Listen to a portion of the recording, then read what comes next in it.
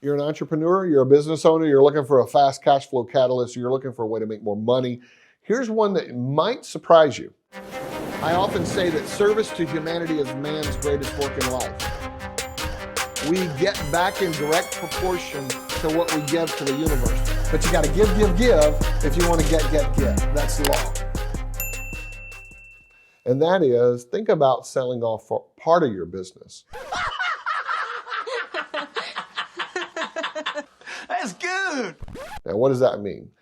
It's possible that over time, you have expanded into other products and services or other income streams in your businesses that you find those new income streams outproduce what you started with.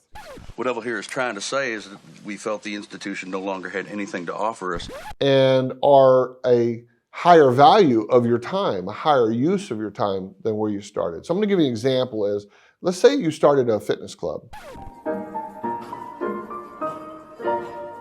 Maybe you opened a fitness club, maybe you did very well, you made some money, you got yourself to 6 figures, you're living okay, you're doing fine, and then all of a sudden you're going to conferences and other fitness club owners are asking you, how did you grow your business? How did you do this? You know, what did you do to be so successful? And so you start sharing, and all of a sudden word gets out, and now you're being hired to come and speak at conferences, and now you're consulting more people, and all of a sudden you look up and you're making 100,000 net, 200,000 a year off your club, but you're making 500,000, 700,000, $1 million, whatever, consulting, speaking fees, developing product around that. You could hold on to the club and it might make sense. I'll go twice that high. Stack it up. I ain't got time for it right now, pal. I got better things to do. But one possible way would be to extract the value of what you built there at that club by selling it. And there are a lot of ways you could sell it and a lot of people you could sell it to.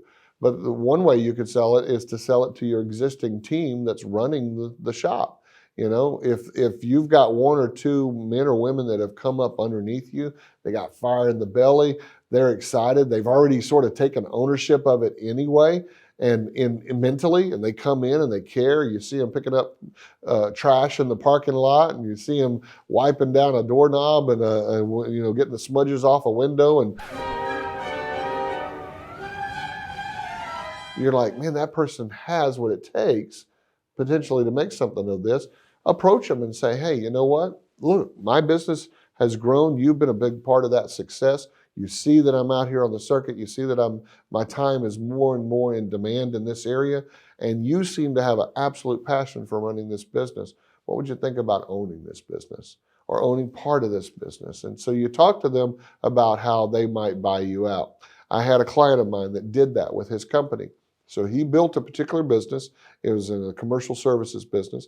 And then he got into another business and it took off. And that's where his passion was. He was excited about it. And he had this other company. It was producing it. He'd been building it for a couple of decades.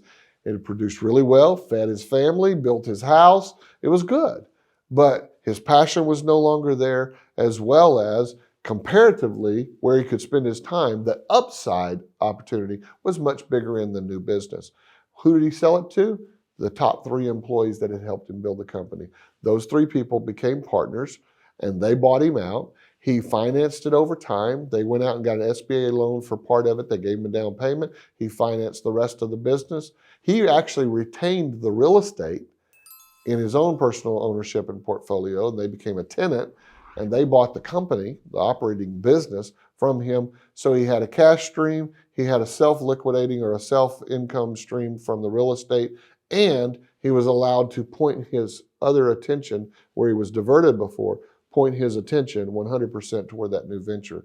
So it can be a real win. It can allow you to be more successful in the area that you retain in your business. It can definitely produce cash flow, and it can produce goodwill. And you know what? Like, my mission statement in life is make money, make memories, make a difference. You can make the difference in the life of somebody else by letting them take the reins of that business and build something successful for themselves. So it can be a real win for everyone. So how do you get more cash in your business? One of those cash flow catalysts that I recommend is definitely think about, is there part of your business that you could and should sell off?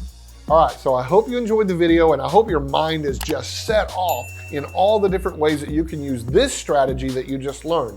But we have 17 of these cash flow catalysts, these ways that you can go on a money hunt, and we've put them on a checklist that you can download right now. All you do is go to jpmaroney.com/cashflow. Again, jpmaroney.com/cashflow. Put your email address in, hit the button, we'll give you instant access to the PDF and the growing series of videos in this Cash Flow Catalyst series. jpmaroney.com/cashflow.